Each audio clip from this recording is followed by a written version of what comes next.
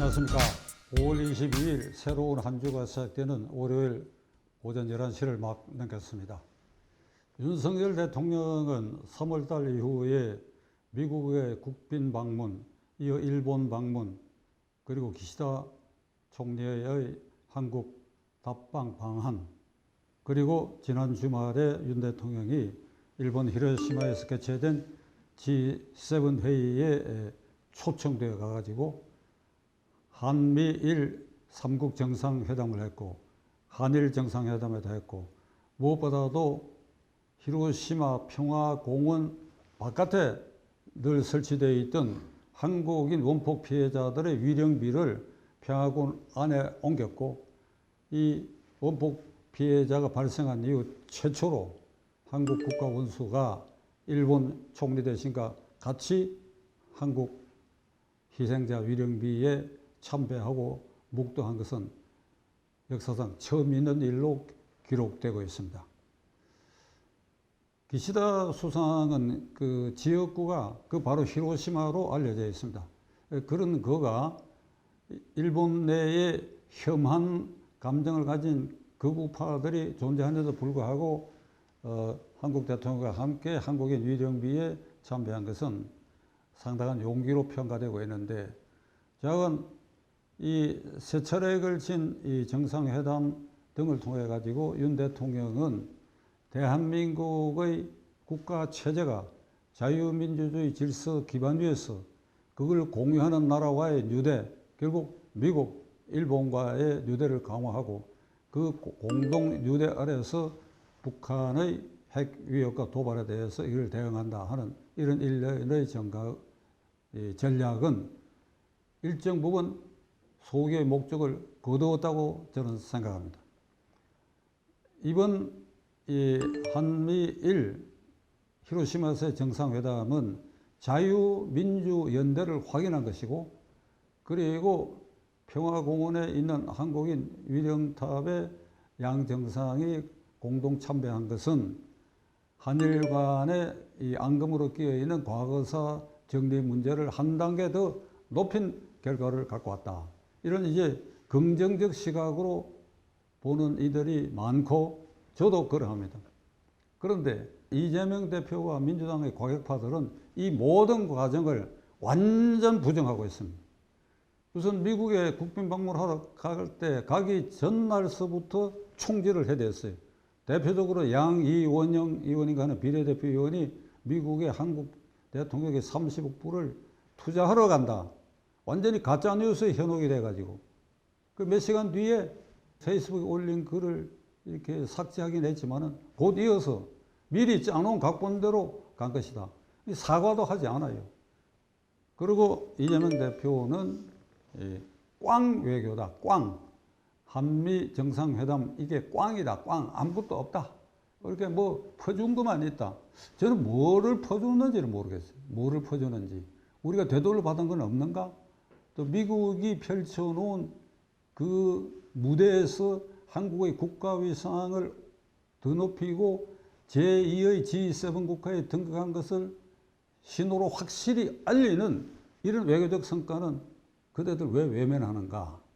그 상징적인 것이 상하영을 합동해서 연설입니다. 이제 미국에 대해서도 한국은 당당하게 동맹국의 일원으로서 줄 건 주고 받을 건 받고, 외교라는 게 제로섬 게임이 아니지요. 주거니 받거니 하는 예술이라고 했는데 그 기반을 마련했다. 일본 기시다 수상과의 회담, 그리고 방한에서 회담, G7에서 일련의 회담을 통해 가지고 과거사 문제는 98년 김대중 오부지 선언을 기조로 한다는 게 분명히 했고, 이번에 히로시마 한인 위령비 참배를 통해서 그것을 한 번 더 확인한 이런 효과가 있는데도 불구하고 과거사 문제에 대해서 다시 한번 진솔한 사과가 없었다.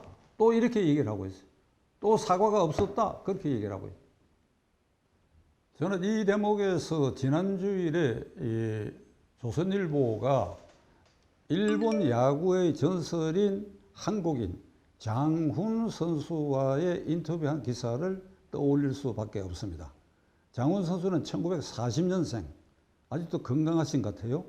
일본 야구의 전설이라고 하는 것은 그가 19살부터 41살까지 22년간 현역 생활하면서 세운 기록, 타율, 홈런, 출루수, 도루수 이 전부를 복합해가지고 아직까지 장훈을 넘어선 선수가 없다. 그러니까 신화를 쌓은 사람이에요. 그래서 일본 프로야구 명예의 전당에도 등재가 됐고, 그는 한국 프로야구가 시작될 때 한국에 여러 해 머물면서 이 한국 프로야구 발전에도 기여해서 우리나라 군장도 받은 분입니다.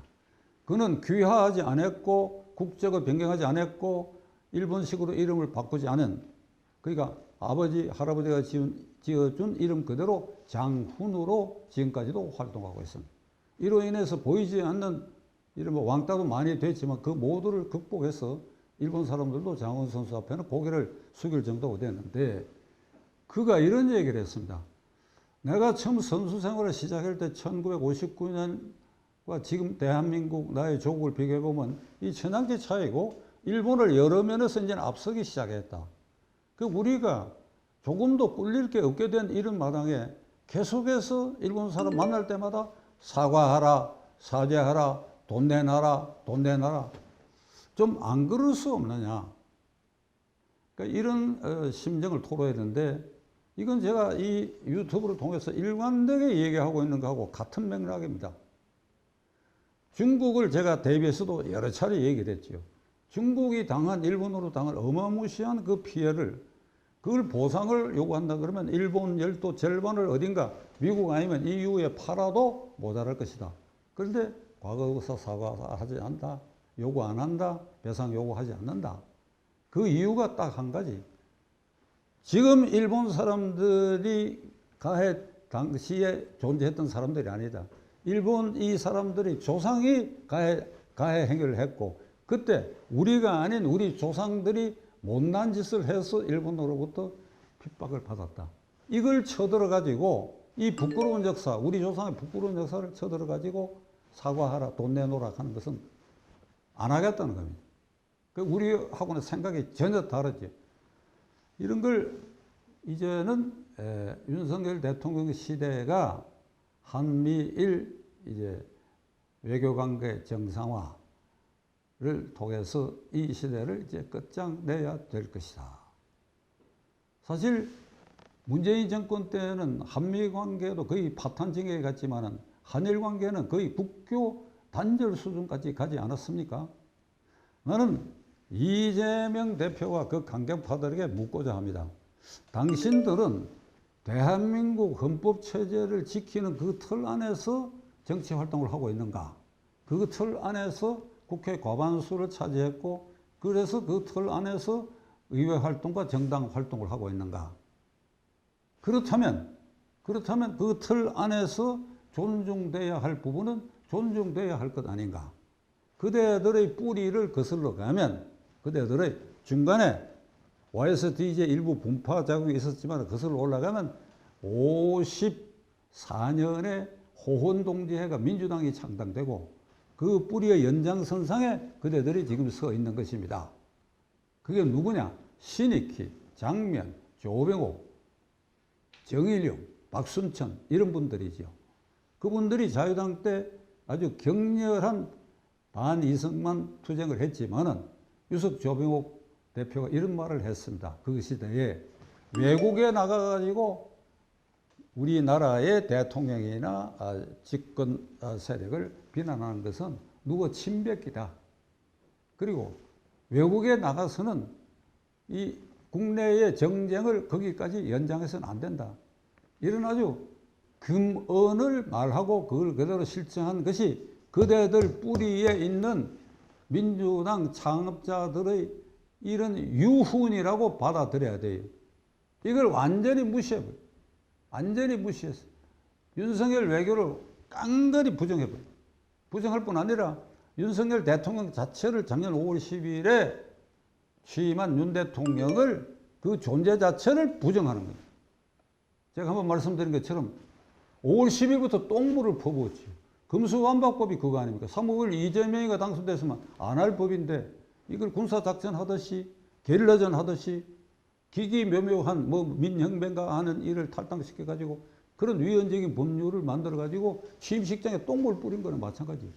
그 뒤에 제야 세력의 등에 업혀가지고 이재명이 대표가 된 이후에는 그 위에 올라타가지고 그 공세 고삐를 계속해서 강화하고, 이번 5.18 때는 기가 막히는 일이 5.18 정신은 윤석열 퇴진이라는 겁니다. 광주 시내 곳곳에 프랑카드가 붙어 있고 그 위에 이재명은 거기 가서 기세등등하게 그걸 올라탔어요. 5.18에 관한 헌법 전문을 내년 국회 선거 때 이렇게 일회용 그러니까 개헌하자고까지 그냥 퍼부어대고 있어요. 개헌 전문 고치는 게 그렇게 간단하게 되는 일입니까? 개헌에 손대면 여기저기 손대야 되지요. 그러니까 81년 체제 근본적인 문제를 생각할 때에 헌법 전문을 확대하느냐 줄이느냐 하는 그런 근본 문제도 있는데, 이런 식으로 5.18 정신은 윤석열 퇴진이라는데 그걸 등에 업고 이런 망동을 부리고 있다고 저는 생각합니다. 지금 이 순간에 이재명 대표와 그 강경파는 이런 것 같아요. 미국하고 관계는 단절해라. 일본과의 관계는 일본은 불구대천의 과거도 원수고 현재도 원수고 내일도 원수고 미래도 원수다. 그러니까 이것들하고는 상종해서는 안 된다. 그러니까 외교관계도 단절하기를 바라는 그런 자세를 지금 취하고 있습니다. 그런데 한편 북한에 대해서는 철저하게 존중이죠. 그리고 중국에 대해서는 철저하게 굴종입니다. 굴종. 중국은 대국이다. 우리는 소국이다. 문재인 대표가 아주 유명한 말을 했지 않습니까? 베이징에 가가지고 우리는 소국이다. 중국은 대국이다.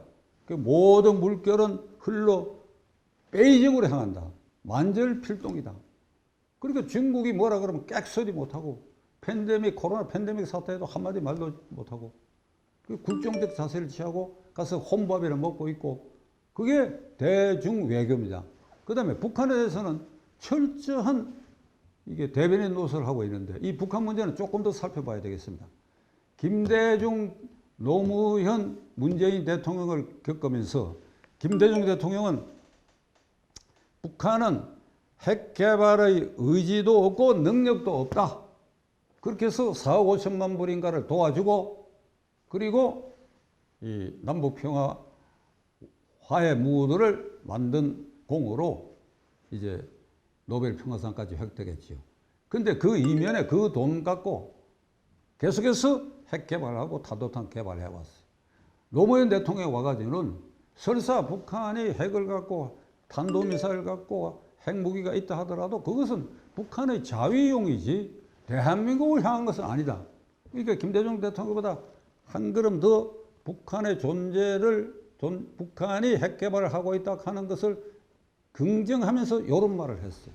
그 다음에 문재인 대통령 때 와서는 아예 눈 딱 감고 유엔과 미국이 북한에 대해서 핵 개발과 이왕에 개발되어 있는 또 탄도미사일 등에 대해서 이것을 해체하고 중단하라고 하기 위한 일련의 제재 조치에 대해서 이걸 해제해라. 해제하고 종전선언하자.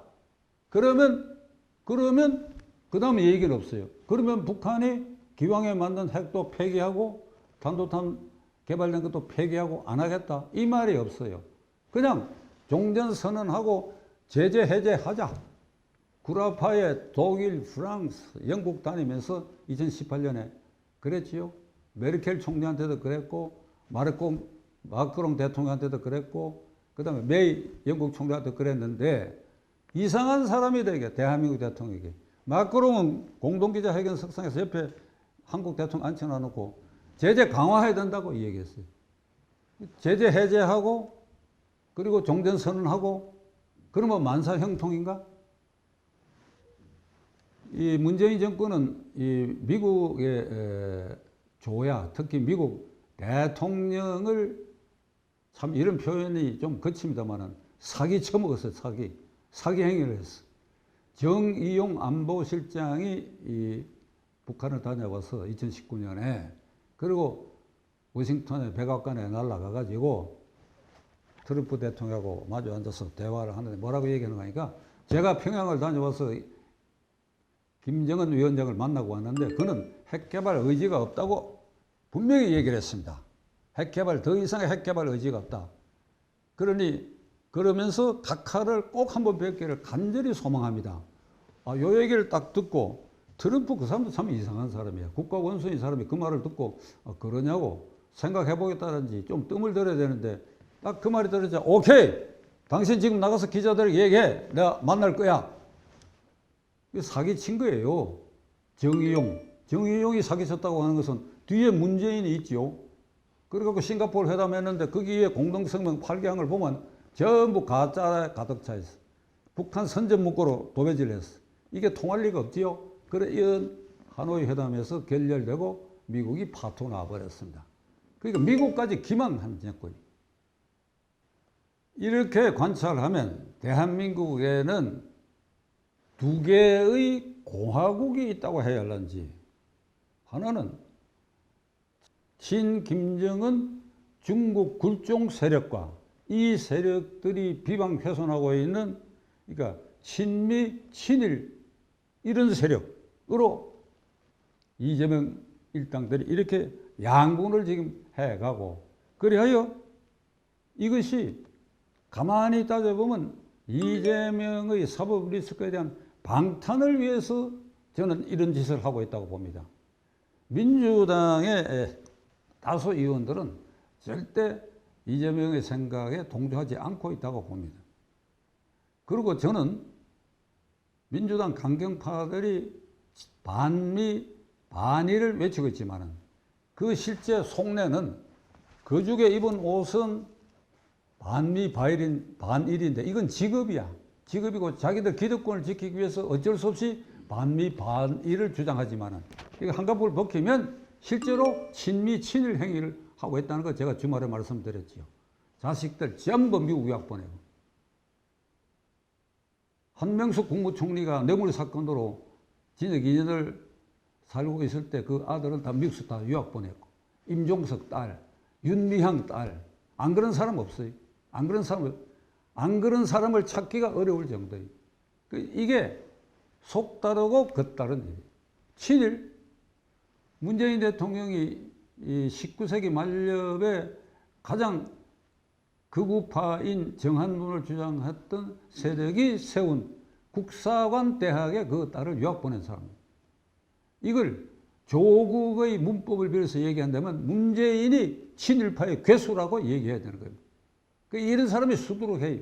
그러니까 이런 이중성을 가지고 그들의 기득권을 누리고 있는데, 그러는 사이에 윤석열 대통령을 폭망시키기 위해서 그 기득권을 지키려고 하는 이 일을 결국은 국민이 막아낼 수밖에 없다. 이들의 망동은 계속될 것이다. 이를 제어할 수 있는 것은 오로지 국민밖에 없다. 국민이 여기에 현혹되지 않으면 안 된다. 끝까지 시청해 주셔서 감사합니다.